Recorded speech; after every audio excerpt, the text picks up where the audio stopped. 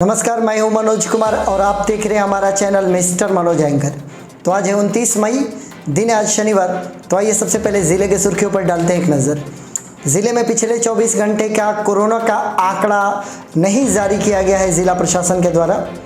शुक्रवार को पेड़ से लटकता हुआ मिला युवक का शव, आत्महत्या की कही गई बात। नाथ बाबा के ब्रह्म विलीन होने के पश्चात शिलानाथ जी बने आदिनाथ अखाड़ा के उत्तराधिकारी।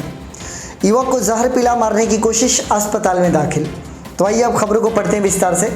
सबसे पहले तो हम अपने ज़िले वासियों को ये बताना चाहेंगे कि फ़िलहाल कोई कोरोना का 24 घंटे का जो पिछला रिकॉर्ड जो रोज़ जारी किया जाता था वो ज़िला प्रशासन के द्वारा जारी नहीं किया गया है। संभवतः पिछले 24 घंटे में कोई खास फेरबदल नहीं हुई होगी, जिसके कारण अभी तक स्थिर रखा गया है हमारे ज़िले में कोरोना के आंकड़े को।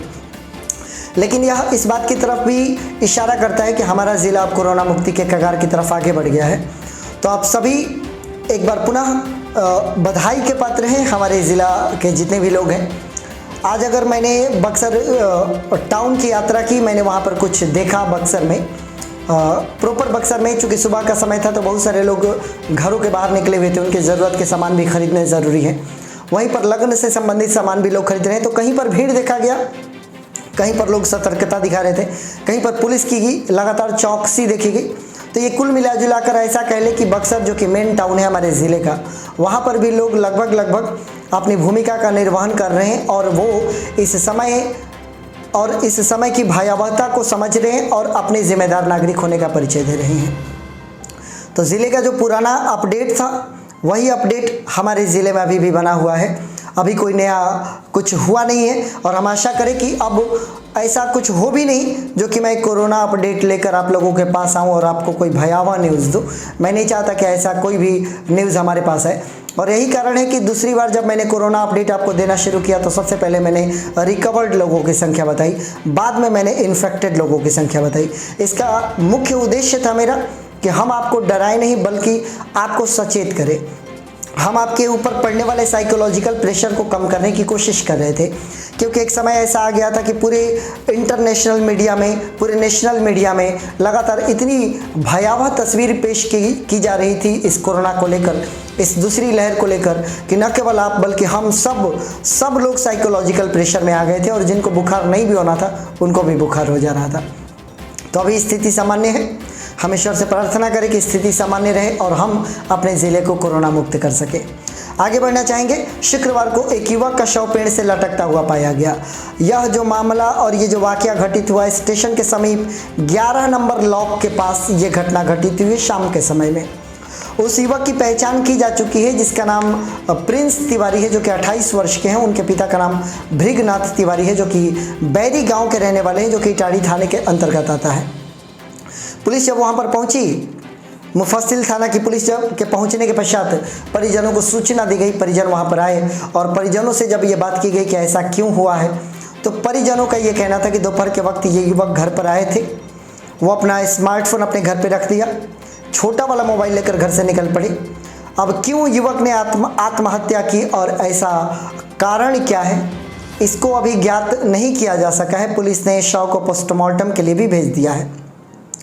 एक युवक जो अपनी ज़िंदगी को समाप्त कर लिया, ये तो समझने योग्य बात है मेरे लिए, आप सभी के लिए, कि जब कोई व्यक्ति आत्महत्या करने पहुंचता है तो कहीं ना कहीं ज़िंदगी के हर एक दिशा से वो निराश हो चुका होता है। वो अपनी ज़िंदगी में ऐसा मान चुका होता है कि मौत ही उसकी ज़िंदगी से बेहतर है।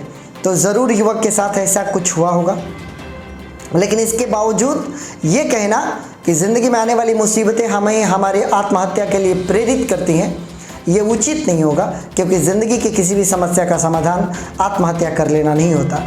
हम आगे जो भी अपडेट आएगा इस चैनल के माध्यम से हम अपने दर्शकों तक पहुंचाने की कोशिश करेंगे। आगे बढ़ेंगे। पिछले कुछ दिनों पहले नाथ बाबा ब्रह्म विलीन हो गए थे।